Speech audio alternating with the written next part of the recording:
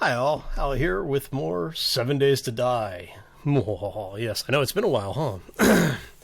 It's kind of weird coming back to this game after, because Silver Dagger and Silverblade Dagger and I have the multiplayer, but I haven't really been doing a whole lot in the game outside of that for quite some time now, as some of the longer subscribers are more than well aware. So what I wanted to do today is, since Alpha 13 did drop earlier today, you're probably seeing this either very late on Saturday or very early on Sunday, or whenever you finally get out of bed, because I know I don't want to get up early. So what we're going to do is I'm going to take you through what some of the changes are, because there have actually been changes even just in the settings of the game, and I wanted to get into the first day or so of gameplay. So this is going to be a probably shorter episode. We'll see how it actually all plays out. So what we're going to do is we're going to go in, we're going to create a new game. Actually, before we create a new game, one thing to be aware, this is a complete revision. So since we are now on Alpha 13, we're no longer on the 12 series. You're going to want to go into your video controls or your video options. Make sure all of your settings are what you want them to be, because we've had people saying, I know a couple of folks have said that they were no longer on full screen, their video resolution had been reduced. Texture quality by default starts on quarter size, so if you're running a higher end system and you like the much sharper graphics, go ahead and take that up to half size or even full size. As you can see, I was playing a little bit earlier, so I've already made all my changes. So I've gone ahead and gone to full size texture quality. It makes it look better for me. If you're going to do water quality, you definitely want to check that out. The new water system is kind of cool. I'll see if we can find a body of water, and we'll show you how all of that works as well. And then just go through and make sure you've got everything else set up the way you want. A lot of people have been turning motion blur on and off, just trying it out. All of the new graphics options and some of the old graphics options, whatever works for you. So, but definitely make sure you're stopping in and checking your video settings. If you have set up custom audio, make sure you've got your audio configured, because once again, yes, everything is restored to default. And you may need to create a new player profile depending on how long it's been since you've last played 7 Days to Die. Not a whole lot has changed here. Let's go into edit. Basically, your character, you still get the male or female character. You have all of the sliders, you have the head details. They have added, I think, a little bit more in options. So you're getting into a much more robust character designer. You have a lot more options for color and hair. There's a couple of new hairstyles, I think. Yeah, so we have the afro hair, we have the none, obviously, the old bag, the old base, rather, shaggy hair, and then the mohawk. And we now have the dreadlocks. I'm not going to play with the dreads. It's not my style. I know some people like it, some people don't. We're just going to go with the shaggy hair and be done with it. So I'm not going to change any of the things in there. I'm going to say OK. We've set up our video. We've set up our audio. Controls. Your controls have been once again been reset to default. So what this means is that if you are not one of those people who likes to use the tab to bring up the inventory, you're going to need to remap your inventory key. By default, currently tab is your inventory. I brings up the scoreboard, or what used to be known as the scoreboard. It's now in multiplayer, it is also your socials options.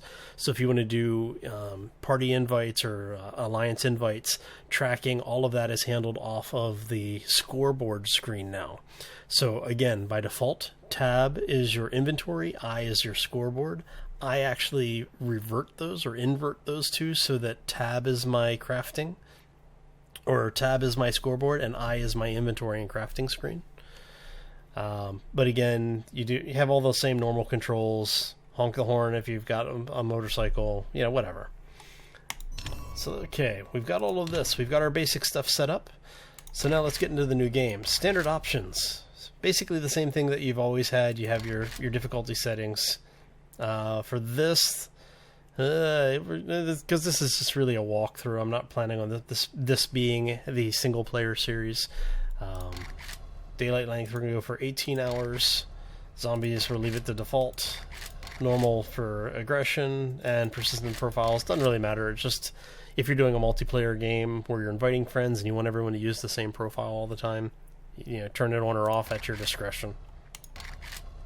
So one of the big things that has changed in the mod options is the 24-hour cycle. Previously, the shortest duration cycle you could have was 40 minutes. You can now have down to 10-minute 24-hour cycles. So if you want to get into the very high-end zombie hordes, because as you know, every 7 days you get the horde, and every multiple of 7, that horde goes up by a factor, right? This is a way to get there very quickly without having to go into the console commands and doing set time. You basically set it for 10-minute, 24-hour cycles, log into the game, and walk away for an hour. And, you come back, you're in day 50, whatever. So it works really well. Block durability is the same. Loot abundance is the same. You're 25 to 200%. Loot respawn timers by default are 30 days now. You can take it out to 50 days. Where before, I believe the max duration was like 10 days or something like that. Most people set it for around 3 days, 3 to 7 days. So now you're actually in multiples of 5, from 5 days to 50 days out. We're going to set it to 5 days. Your drop on death is the same, so you can do tool belt, backpack, delete all, or everything. We're going to do tool belt only for this. Memory, we're going to take down to 30 seconds. I think this is about the same. There may be some more options in here, because I think it may have, before was capped at 60 seconds. You now have 75 and 90 seconds for the enemy chasing you and how long they remember that you are the target.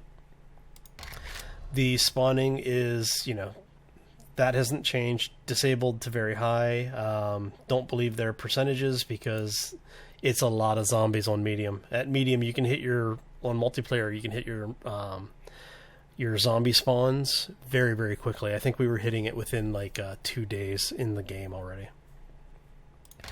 Airdrop is 1, 3, or 7 days, so that's the same. And then obviously cheat mode is on or off. For this, I'm going to leave cheat mode off.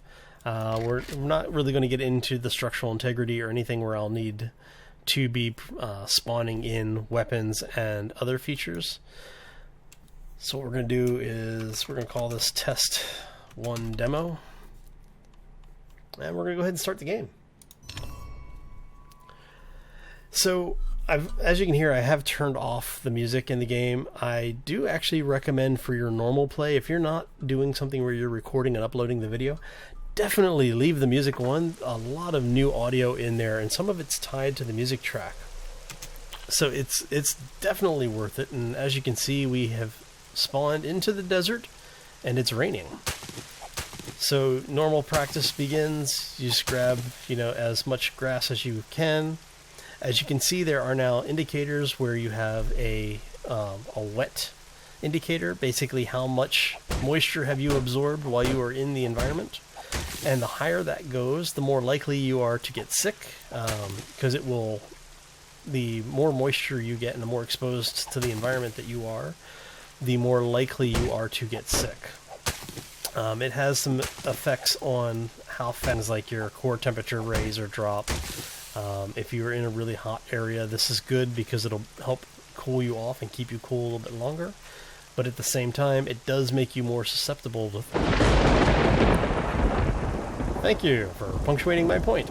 It does make you more susceptible to things like the zombie infections.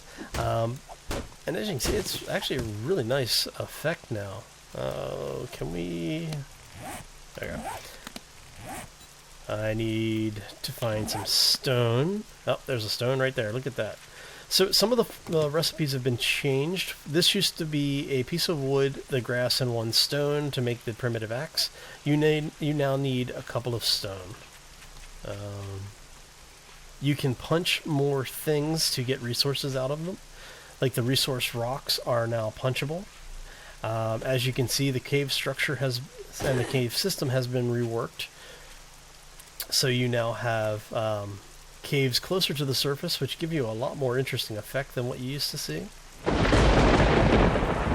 That's rather foreboding, isn't it? Let's grab some stone here really quick. now that we have that, we can make our stone axe. And as you can see, the context menu will change based on what you have in your inventory. So as you pick up things and have the ability to make things, they'll pop up here at the top. You can always do a manual sort if you're looking for something specifically that you're not seeing. Like here, I can make the hood, and I don't have enough grass to make anything else. So we now have our axe, and we're actually going to take a couple of these down, because as you can see, everything now gives you resource, right? As you progress through your, in this case, downgrading the cacti, when you destroy whatever you're working on harvesting from, you get a bonus. And so that is definitely something you want to keep in mind when you're out and about in the world. So if you just come over and hit one or twice, you're going to get a couple of grass fiber or plant fiber. And when you stop, if you take it to completion, you get a bonus. And for the cacti, the bonus include the yucca fruit. And that's really what you want out of these things. It's nice to have them because in the desert, as you know, getting food is never easy. And I am going to place all of my actual stuff there. Your new UI, so this is your crafting menu by default. Your character menu, which is where you go to actually place things. Context, the right-click context menu is not working currently. I don't know if that's a bug or by design. I need to find out.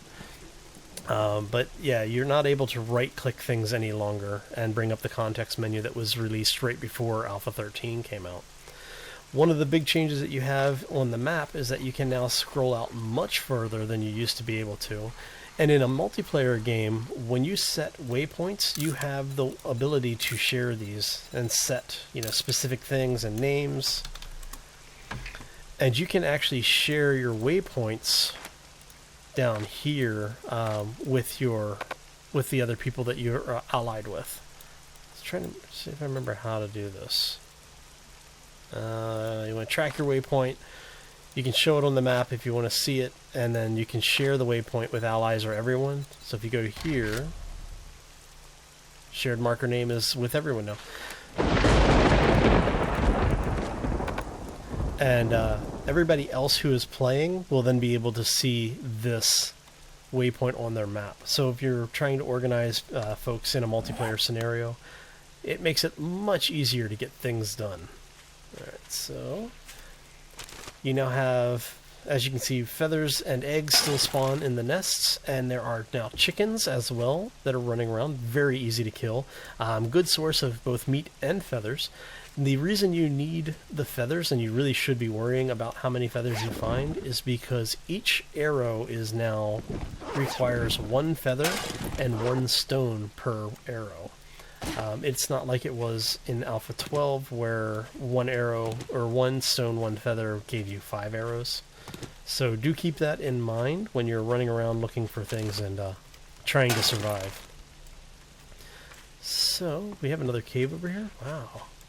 Nice. I haven't seen this many caves in a game in a while. I don't usually get this lucky with the cave spawn. Alright, so, and then we've got another one on the hill here. I'm wondering if that's all part of the same cave. It's just a continuation, and that it spawned a little close to the surface. Ooh, horizontal cave. Okay, and there's our one of our new shamblers. I'm going to come over here and see if I can gather enough wood really quickly. So one of the other new things that have been introduced to the game, as you can see, you get the progressive resources like we were talking about with the cacti. When you finish chopping down a tree, you will get a burst of resource from the tree as well. When the tree has an endurance of 1,000 hit points, or 1,000 hit points, yeah, would be, I guess, the best way to say it. You should get like 100 or so bonus wood for chopping the tree completely down. If it's a 500 endurance tree, I don't remember what you get for this. I think you get like 20 or 30. So you definitely want to go. It makes it worth going after the larger trees because they do take longer to chop down. So you end up getting more resource as you're extracting from it, but you also get a larger bonus when you finish. And I don't think I have any more. Do I have any more stones? Yeah, I do have enough. Okay, that's good. Alright, so I have enough for one more in case I break this one as well. You do want to actually repair your tools in this version, simply because of the fact that it is the most efficient use of your resources, because it only takes half of the resource, I believe, to repair it, instead of having to remake it in its entirety. So definitely something to keep in mind when you're while you're out and about. So we're going to go ahead and finish chopping the tree down. Now, the tree collision is still fatal, so don't let the tree fall on you. However, the tree does not kill NPCs any longer. So if you drop a tree on a zombie or an animal, it's not going to kill them. So I know some people had a fun time making that a challenge. Yeah, you don't want to do it anymore because it's not gonna save you. All right, so we've got some zombie spawn over here. Let's see. We're going to see if we have what we need to make a bow. Yes, we do.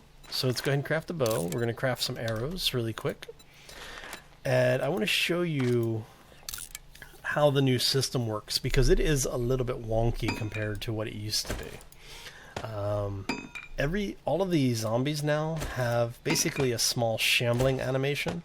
Makes them very, very difficult to hit. Actually, there's a stone right there. So let's grab some. Why do I hear? I'm hearing the sound of a refrigerator running. I'm wondering if there's a house nearby.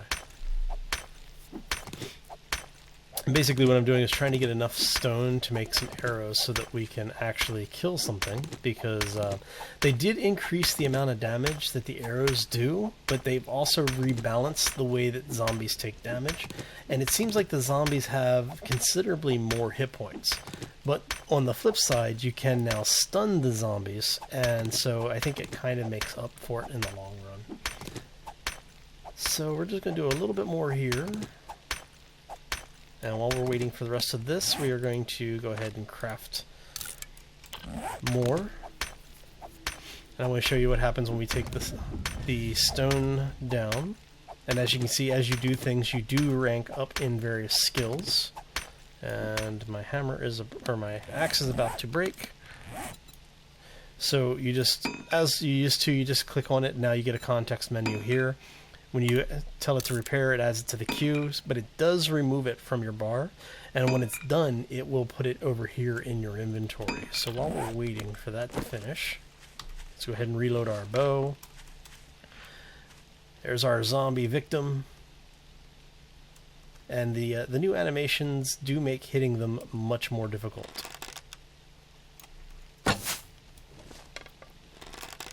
As you saw there, I just whiffed that first shot. Shot her in the back. And then if you hit them while they're stunned, you get additional damage on them. Up to 3x multiplier. Like right now, that is technically a stunned state, and I just missed my shot. Oh, that's not good. Yeah, but enough shots. If you're able to hit them in the head with the bow and arrow, generally it's usually a crit or semi-crit. Which would be a stunning hit for the most part. We'll take both of those. And there's a bear on the hill that I do not want to mess with. Okay. So let's get some altitude here. See if we can find an area that we can look out and show you. But I mean, that's basically what's going on with the game as it is right now. They've also added... And this is something I'm not particularly thrilled about. Oh, another bear. So there are a lot more bears, as you can see. They don't aggro quite so far away as they used to. But they do not give up either. So be careful if you do run into one. They are really, really brutal. Oh. Alright. Oh, critical on the headshot. Look at that. Took his head clean off. Awesome. So, yeah, I think that's pretty much it for the day one introduction, and from here, It really is just learning how to survive. One of the things that I am not happy with in the change is the time of day that you start. You start in the afternoon, early evenings now. So you kind of have to get into the game and get running very, very quickly. Oh, see? And that should have been a headshot. There's the arm shot. And since he is down on the ground, since they are technically stunned, 3 times damage. And there he goes. Okay, and he had nothing on him, so I am now out of arrows. How much lumber do I have? I have enough. I might be able to post up here. So if you get lucky and you find a cave in day 1, because that is actually a lot of luck, you want to go ahead, grab the wood frames. Let's craft up. Oh, I can craft 27 of them. That's good. All right, and what I'm going to do is I'm going to fence myself in here, and I am going to actually, I think I'm going to go down the cavern a little bit further. If I can get down the cave a little bit further. There we go. So you just crouch through, and yeah. As you can see, somebody else was down here, not quite as fortunate. So, as I am pretty much out of time, I am out of here. I hope you all have a fantastic week, and I hope you enjoyed this preview of Alpha 13. Well, I should say this first live play of Alpha 13. If you did enjoy it, make sure you hit that like button on the way out, and if you haven't done so already, I do ask that you subscribe, because it'll keep you up to date as new content comes out, as well as when I do live streams on either Twitch or here on YouTube. And if you have any questions or comments, you know the routine. Throw them down in that section below each of the videos, and I will do my best to get back to you as soon as I can. If I don't get back to you, nothing personal, I just ran out of time. And like I said, as I am out of time, I am out of here. I hope you all have a fantastic day. And as always, folks, take care and be safe out there.